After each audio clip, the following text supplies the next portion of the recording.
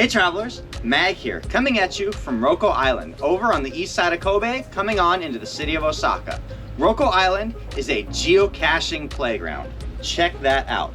There are dozens of geocaches to be found in here, and despite the fact that the island's only about 1.5 miles from east to west, they've managed to cram several dozen geocaches in at the maximum density of about 1/10 of a mile apart. This was calling to me on the map saying, Mag, you've got to come here and play. And so here we are, ready to find the geocaches across the island. We've got about 8 hours to spend, and that's probably not going to be enough time to find them all, but I'm going to do my best to find as many as I can before the daylight runs out. I'm going to be starting here at the southern end of the island and working my way around clockwise through the set on the west side first, over to the east side, and then back through the center to wrap things up. Rokkō Island looks like it has a lot of interesting sights to see, but we've definitely got to be doing this place on foot. So come along with me and check it out. Come on, let's go. Rokkō Island is a very unique, entirely man-made island located on the southern end of Kobe. It only spans a distance of about 3.5 kilometers wide by 2 kilometers long. The entire center strip of the island is residential and a very popular place for people to come visit. The rest of the island is sectioned off by a greenbelt, separating the residential from the industrial and port activities. You win some and you lose some. There's still plenty of geocaches to be found here, and it kind of looks they're all outside the construction area. But Marine Park, which is this waterfront park that brings you right out there, is completely shut down for construction. So as you can see, these barricades here, they go on for the length of the park, and this is about as close as I'm gonna get to the water at any point. That's okay though, because there's still more geocaches ahead. Let's go find them. Marine Park dominates the center of the southern end of Rokkō Island. It is the final stop for the train bringing visitors onto Rokkō Island before it turns around and heads on its way back into Kobe. The waterfront promenade park is separated into 3 parts, with Kobe International University right at their center. The eastern section, when not shut down for construction, includes a wide open field to run and play. The northern section holds a water park with slides and a wave pool to play in. These benches can prove quite the challenge. I personally don't like reaching under where I can't see, because you don't know if you're gonna run your hand across a spider web, wasps, or anything else down there. So if I can, I like to actually put eyes on my target before I put my hands anywhere. Once I've seen it though, yeah, then I'll do the whole slide thing under the bench. But until then, I like to look. Therefore, backpack right there, bend down, look like you're in the backpack, but really you're looking like you want to go find a geocache that's hidden over there. Wrapping up my short walking tour of Marine Park, I slide over to the western section, just on the other side of Kobe University. For the nature lovers out there, this just might be the coolest section of the park, as it is dominated primarily by a bird sanctuary. From the viewing area in this hut, you can look out and watch the birds doing their thing. I mentioned it on my previous trip into Kobe, but never discount the value of the tools provided in your geo bag, nor the use of your geo bag as a tool itself, because using it as the right cover, even with people passing on the sidewalk on the other side of me, looks like I'm reaching into this, shuffling around for whatever I need to get out of it, but really, I'm just finding a geocache. That's how we do it. Now, as a reminder, I do generally carry all of the tools of the trade in my backpack, just in case I come across something a little strange. But for the most part, the backpack has proven to be the main tool. You guys have heard me talk about the Z-axis on more than one occasion. What do I mean by that? Well, the X-axis left to right, and the Y-axis up and down, right? That puts you on a 2D plane. However, coordinates only give you that 2D plane. Sometimes you need the 3D look, which gives you the Z-axis, the true up and down, right? In this case, the road that I need to take is right over there, but the only way to do it is right up there, which means even though my XY has me moving straight away that way, first I've got to turn hard left so I can go back to the right. It didn't take me very long to figure out where I had gone wrong in the navigation to my next target. Marine Park, Kobe University, and the adjacent high school are set up in such a way that they never want you to have to go back down to the road. I suppose this helps folks maintain the illusion that they aren't in the middle of a busy port. Much better. This is what I really needed. The bridge, crossing over this not so busy road to make sure that I can get across to the listing on the other side. As I suspected, this elevated walkway is the only way to get to the next destination. Over the highway, the switching track, and then beyond a soccer field, football field, and baseball field. It's easy to tell that this was always intended to be a scenic walking path between these rather busy places. This spot right here is known as City Hill, which is rather humorous to me because the hill is not really very hilly at all. It drops off for, I'd say probably about 4 meters to the elevation down there, and that's about it. So I don't expect that there's going to be a lot of up and down beside the stairways here on Rokkō Island, and that's all right with me. City Hill is an important spot for me because it provides a connection point out of this park into the industrial zone. And as soon as I step out, the feel of the residential area disappears in an instant. This is an oddly quiet place despite being so close to the city of Kobe. The center of the island has pretty much all of the stuff that brings the main people in, which is the university, high school, the shopping center, things like that. But as you approach the center of Rokkō Island at any point, it becomes all terminals with containers and traffic dies out and it's just you, trucks. Well, and as you can see, not a lot else.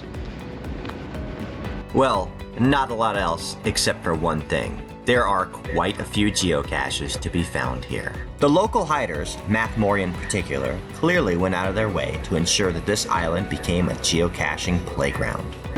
It really looks like luck is on my side today because every time I come up across a construction barricade, I find the geocache just outside of it. Or perhaps it's good planning on the geocache hiders part. Either way, it's a victory for me. There are a few cleverly hidden geocaches on Rokkō Island, but for the most part, they are all intended to be quick park and grabs in and out. It is quite literally in the name of the series, grab and go, ensuring that you keep moving on your way across the island. Never discount how difficult it can be to find something that's not really hidden at all. When they're sitting out in the open like this, it can take quite a while sometimes when you're looking in every little nook and cranny and not what's right in front of your face. I'd like to pretend that my difficulty in finding that geocache was just because I was trying to play it cool with all of the truckers nearby. But let's be honest, they don't really care what you're doing so long as you're not interfering with them and dropping off their load. And while there are no people out and about, you can pretty much count on truckers in view at every single stop. The old reach around. When at first you don't succeed in spotting with your eyes, sometimes you just have to have a reach of faith and hope what you want's on the other side of that. Even though it became evident quite quickly that the truckers had little regard for what I was doing, that didn't mean I was quite willing to risk exposing the geocaches. I repeatedly found myself setting down my bag and pretending I was getting something out of the inside of it so as not to raise any of their suspicions. With the exception of the idle trucker waiting to drop their load though, there really is very little risk of a muggle seeing you on the streets. There's simply nobody else out here. Even though everything I have found so far on Rokkō Island is micro, and I expect everything ahead of me will continue to be, it is nice that there is a variety to the cache containers used here. I have found bottle caps, bison tubes, and pouches, hidden in a variety of manners.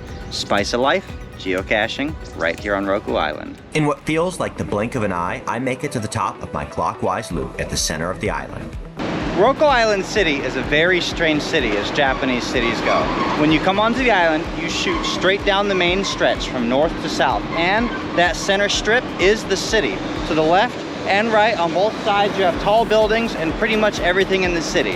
As soon as you go more than about 2 blocks away from that city center, it begins to turn into industrial on both sides. Very strange setup, very unique. There are only 3 stops for the train coming on to Rokkō Island, and the first of which is here at Island Kitaguchi. Unlike the industrial and port areas we just walked through on the west side of the island, this is a pretty busy spot. It serves as a connection point to the nearby park, tennis courts, mall, and the Memorial Museum of Art. Even if visitors somehow manage to miss the signs pointing them on their way toward the art museum, the distinctive statues outside will still help to guide the way. By this point though, I was much more interested in food than art, leading me onward toward the mall. White, white, white, all around, but only one of these round things is the geocache we want to be found. Now hands down, the Rokkō Island River Mall is the busiest place to be found anywhere on the island. It is easily accessible by Island Center Station and stretches on for 600 meters from north to south along the waterway. The entire length of the mall, from start to finish, you can look forward to having water in sight at all times. Many works of art can be found here, not just statues, but also functional bridges that will carry you from one side of the canal to the other. Interestingly enough, it is also multi-tiered, making you use that Z-axis to find what you're looking for here. I just happened to be fortunate that I was visiting in the middle of a weekday, so the crowds weren't as thick as I'm sure that they are on a Saturday or Sunday. Before long, I found myself gravitating directly toward the Kobe Fashion Museum, opened in 1997. This is noteworthy as it is Japan's first ever public museum focused entirely on a theme of fashion. Now, while I myself have zero interest in fashion, I do enjoy interesting architecture and unique locations. The Fashion Plaza is not what I expected based on the name. I kind of expected to walk in here and see a bunch of clothing stores, and that was just not the case. There actually is a museum, a library museum, which we can't go into, plus a lot of different stores over the course of 9 floors, which I will not be exploring. Just grabbing a quick bite to eat and then back out to the geocaching trail again. The Fashion Museum Library does offer free entry to the public, but it's one of those places where there's no video allowed. I did manage to find what I was looking for though, stepping into this expansive atrium.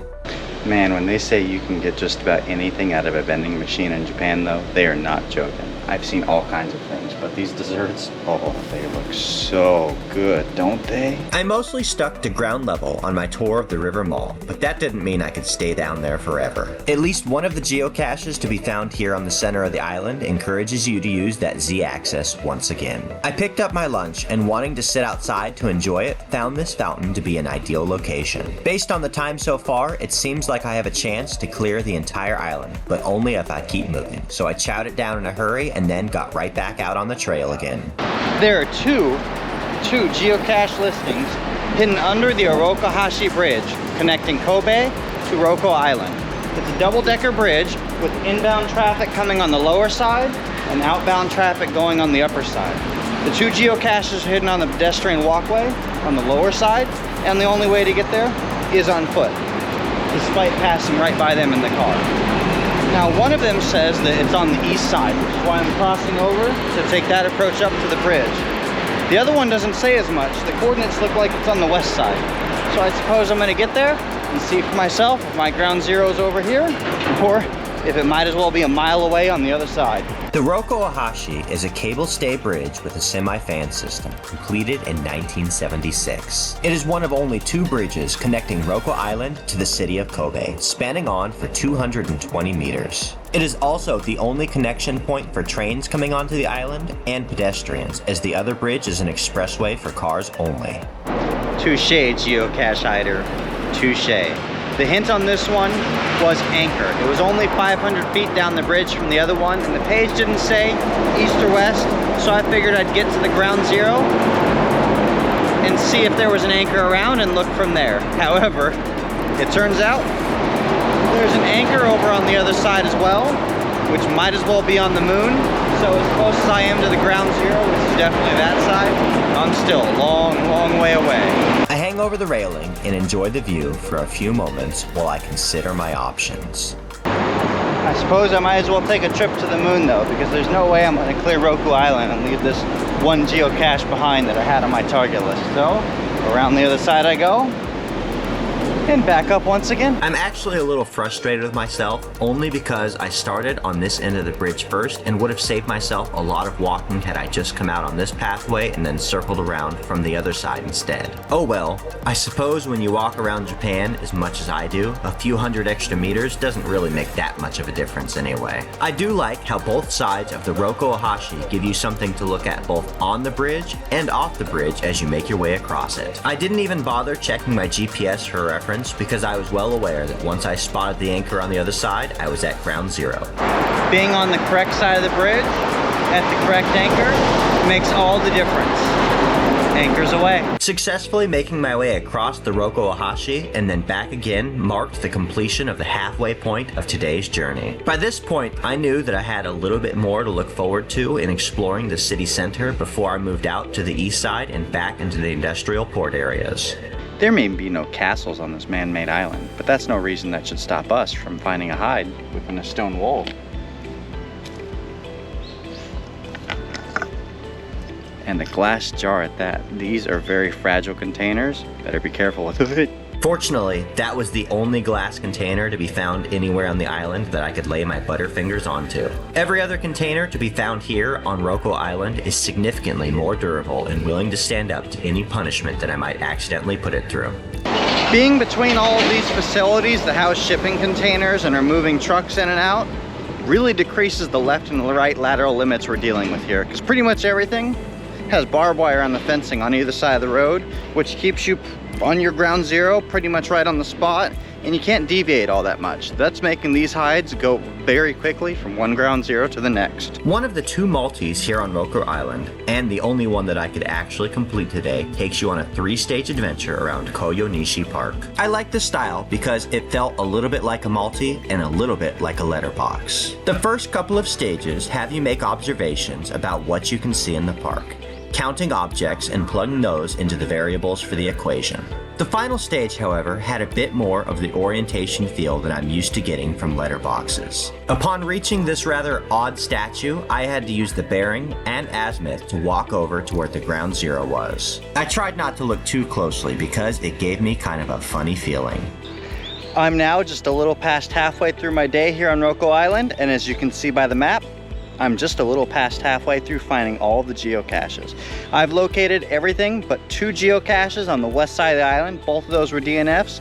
Both of those I'm convinced are not there. I'm moving on now to the east side of the island. I'm going to continue clockwise. Hopefully I'll be able to finish all the remaining geocaches before the sun goes down, but it is definitely going to be a race against time now. There are several ways for me to get over to the east side of the island to continue this journey, but in true mag fashion, I choose to take a path that I haven't already traversed to get over there. This choice leads me up to the elevated walkway running above the River Island Mall. This entire portion of the walkway consists of glass cases with works of art locked behind them. These are all various anime characters and look to be professionally done, but my guess is that these are probably done by local university or high school students. Just around the corner from there is the Island City Station, which is clearly the busiest train station of the 3 found here on the island. It branches out into any direction you might want to go, leading to the Kobe Bay Sheraton Hotel, River Mall, Kobe Fashion Museum, the Art Museum, Fashion Plaza, and Central Tower. It probably took me a little bit longer to take this way than having just done ground level, as there's a lot more zigging and zagging, but it was well worth it to take the extra time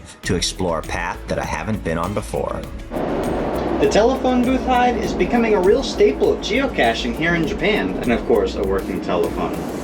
Now, I know just like America, these phones they're eventually going to go by the wayside. Everybody out here has cell phones, and I don't think they see a lot of use. The question is, how long will they stay in operation? It's a wonder they still are. Aside from my standard check, just to ensure the phone actually works, I don't really know how to use the payphones here in Japan. And heck, even if I did, I don't know anybody's phone number to be able to call. The hint here is low and black. Well, I suppose 2 out of 3 isn't bad, right? That bridge marks the departure point from me, from the center of the island where I'm going to see people, to the outskirts where I'm only looking forward to seeing truckers, and of course, lots of geocaches waiting for me to find. You can tell this walking path does not get used all that much because they've let it just overgrow completely. But look at the beauty that has overtaken it. I doubt anybody would want to cut these little guys off, would you? It doesn't take me very long here on this side of the island before I start to pick up a trend in how I'm going to be making these finds. They're almost reliably to the point where I can set down the GPS and still track down the geocaches with ease. All I need to do after making each find is just follow the fence line for almost precisely 525 feet. Once I've made it the minimum distance away from the previous find, it is almost a guarantee that if I just bend down and search, I'll come up with a cache container in hand. When you approach a ground zero that looks like this, you can't help but be concerned that construction may affect your ability to find the geocache. Is it behind the barricades? Has it been torn out? Or is it just outside the barrier, waiting for me to put my hands on it? Having now nearly completed the entire loop around Rokkō Island, I am justified in having parked my car early in the morning. Because while the lion's share of these are called park and grabs, there's not actually a lot of legal places to park. I've always thought that the bottom edges of these poles would make a good ground zero for a geocache, but I've checked dozens of them and never found a geocache hidden there. That is, until this time. Finally, if you do it often enough, you might just come up with what you think should be there. As I approach the southeast corner of the map, I truly find myself in a race against the clock. While I realized that I could continue to make these finds after dark, I have somewhere to be, so that means I need to put a hustle on it. With the lighting quickly transitioning toward dusk, I find myself running from one ground zero to the next. On fast approach to the end of this adventure now, and the sun is setting pretty quickly, as you can see over there, but I think that I've got the timing beat and I'll be able to make the last of these finds well before that sinks below the horizon. It's amazing to think that despite the fact that this island is less than a total of 6 kilometers squared, I managed to spend my entire day here, from sunrise until sunset. I just barely managed to make my goal on time, adding my name to the last log before the sun drops. All right, that brings an end to our adventure here on Rokkō Island. Throughout the course of the day, I've managed to cover 30 kilometers, finding 48 geocaches, working the island in a clockwise direction, beginning at the southern centering point, moving west, north, east, south, and back to start again. I hope you guys have enjoyed this geocaching adventure through Rokkō Island with me, and I hope you've enjoyed all the sights along the way. Make sure to like this video, subscribe, stay tuned for updates, and I'll see you out on the trails.